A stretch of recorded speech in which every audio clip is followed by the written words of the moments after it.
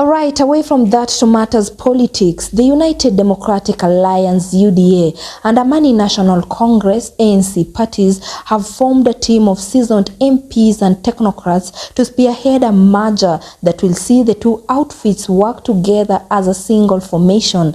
As Bushebe Jr. reports, the development comes barely months after Prime Cabinet Secretary and Foreign Affairs CS Mudavadi, who is also the founding leader of ANC, hinted at an earth-shaking plan that will see the two parties work together in the run-up to 2027 elections.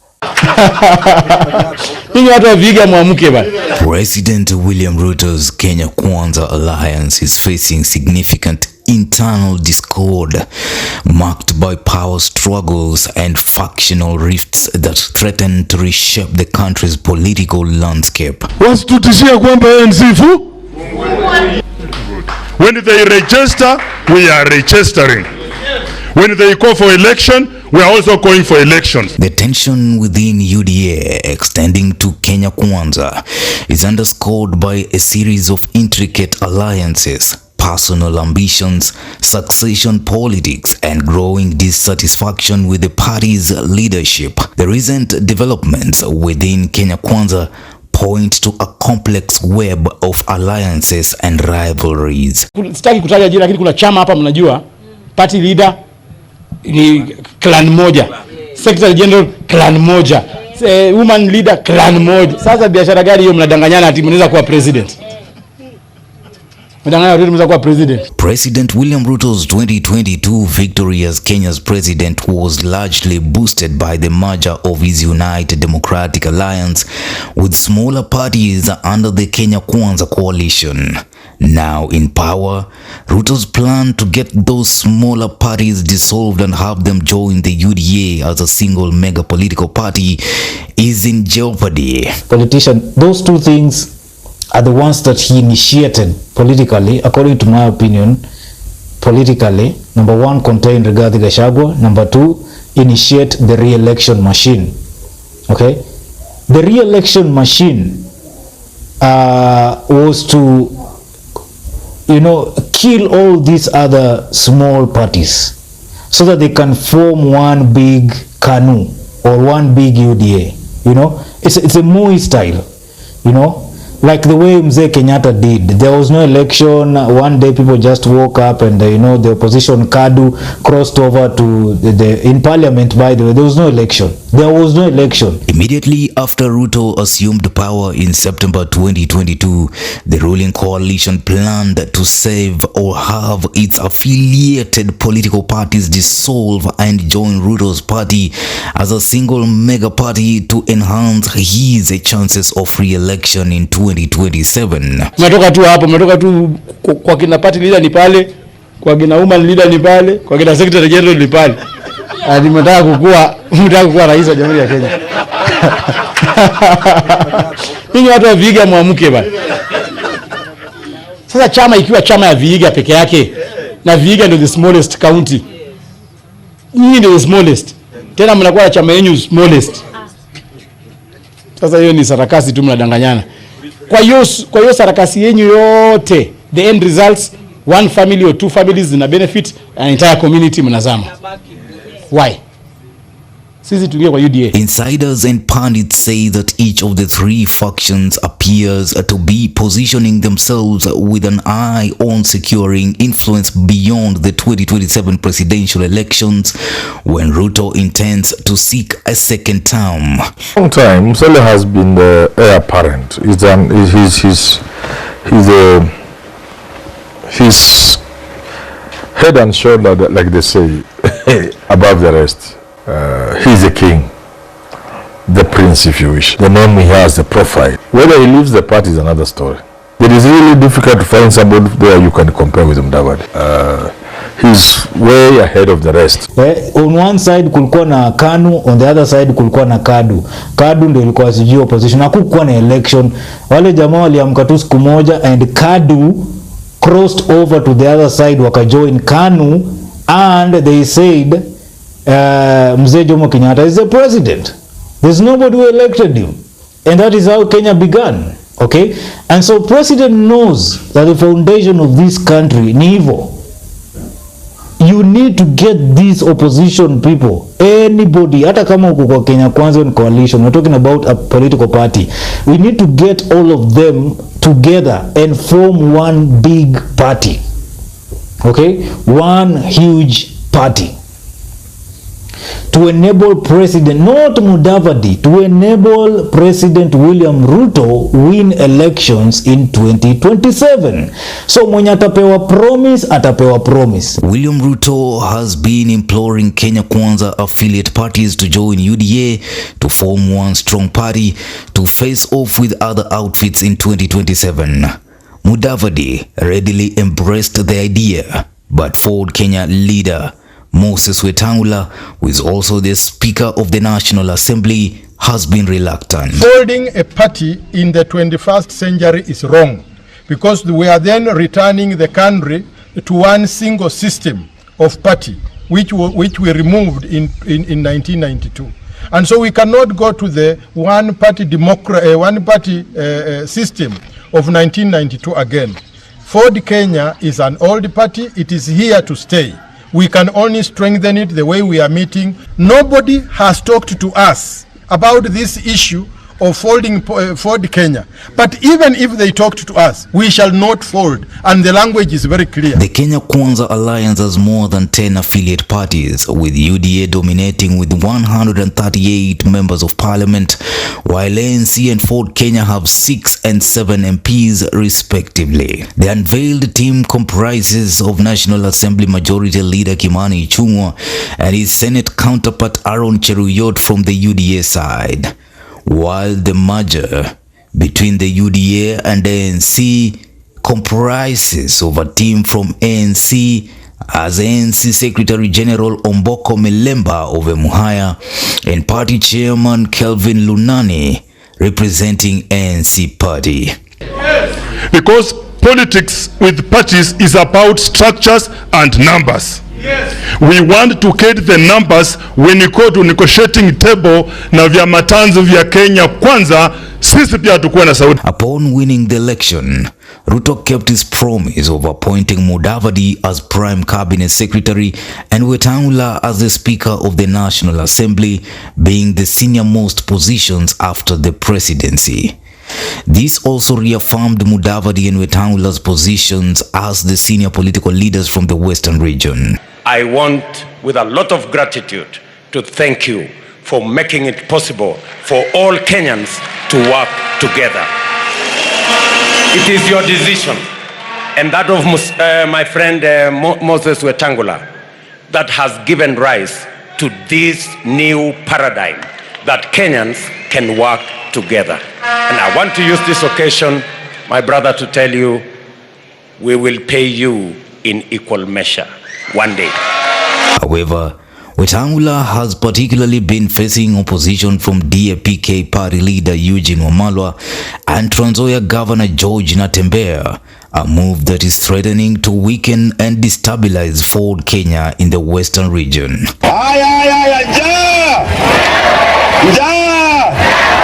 Umaskini, umutambo, umaskini, ukabila, mapendeleo, Ford Kenya, Wetangula, Pilato, Wetangula. Kuna watu ambao wanafanya kwamba hao ndio wanaongoza Western huko. Western region iko na mabunge karibu 45. Ford Kenya iko na bunge 5. ANC iko na mabunge ngapi? 5. Hao wengine wao kwa chama gani? Wao kwa UDA, wao kwa Jubilee, wao kwa DAP, wao kwa Independent, wao wanaongoza. Some political pundits opine that A merger between UDA and ANC could leave Ford Kenya in a precarious position as the party lacks the political wherewithal to stand on its own and challenge for top seats beyond its home turf. Opportunity. Mudavadi has had for the longest time. Wetangula has had and he still has. But they have never used it. So they are being, I just want to make it clear. Natembea is now clearing with Wetangula. In the process, almost simultaneous, Eugene will be forgotten. Then his focus will be on Mudavadi and Oparanya. The machinery that president is trying to build for 2027. The question now arises after that. Now that we understand, Rigathi Gachagua is contained. We are Sumbui, although ako anajipanga, but asumbui. Na he cannot turn the tables against President William Ruto. Akina Ichungwa wako hapo kwa mfuko, akina nani, so Gachagua kusumbua ni ngumu. So the deputy president is contained. Then now we have the re-election machine. UDA, one big UDA. Now so nikwambie, ANC haina choice. Mudavadi hana choice. Whether it's by promise that he will be given presidency in 2032, or whether it's for his own destruction, or whether it's for money, or for whatever reason, ANC has no choice but to fold and join UDA. Sasa kusema ukweli, hata msipo join UDA mkae ngumu. Mko na wajumbe wangapi? Mko na, what power do you have? In fact, if you remove Mudavadi from ANC, bado hakuna ANC.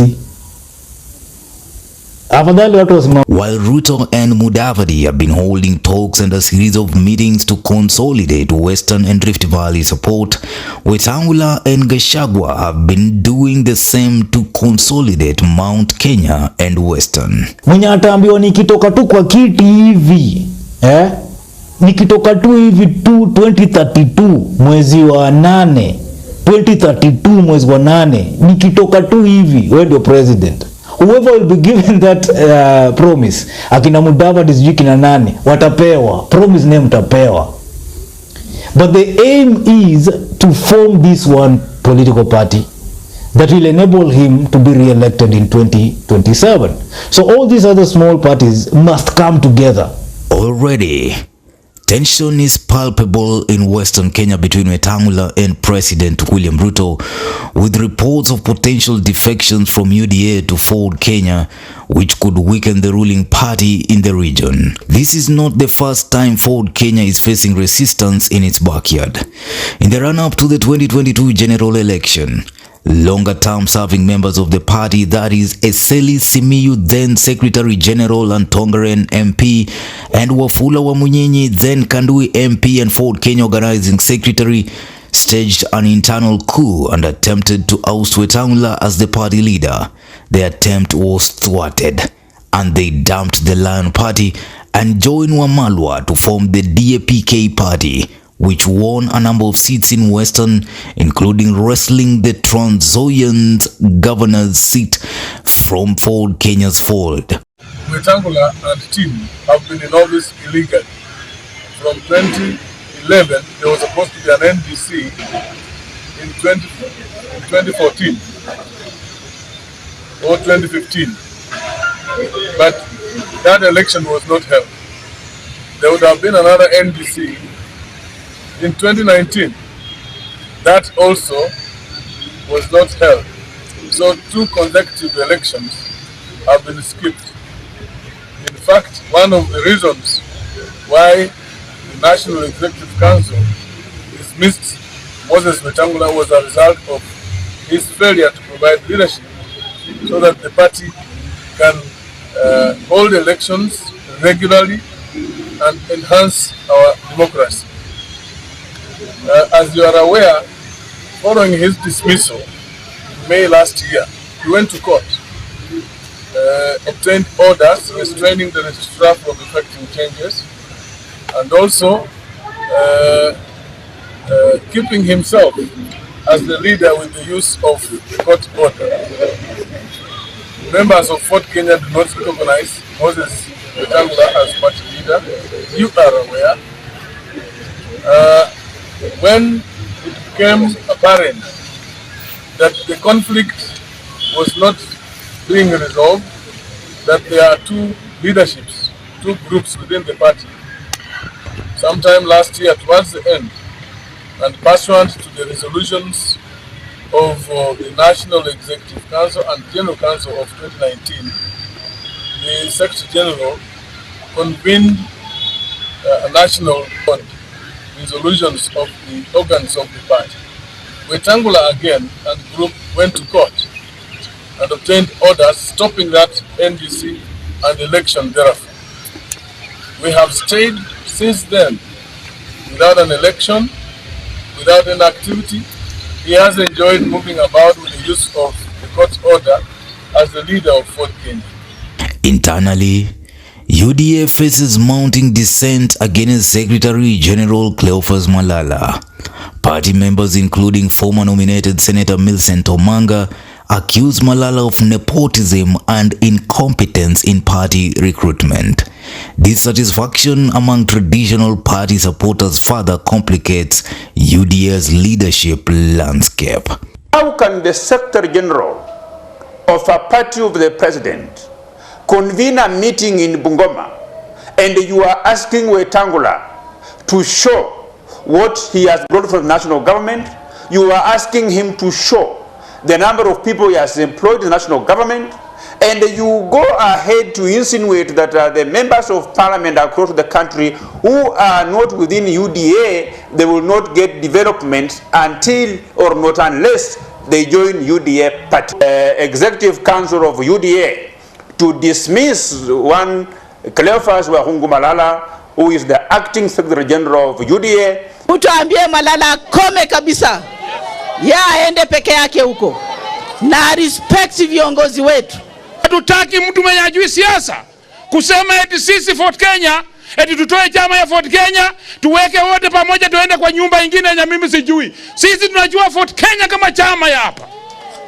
Na wewe kama hujui siasa, tafuta kiti upite kura kwanza ndio uje utuambie mambo ya chama. Special report, Ambushabi Junior.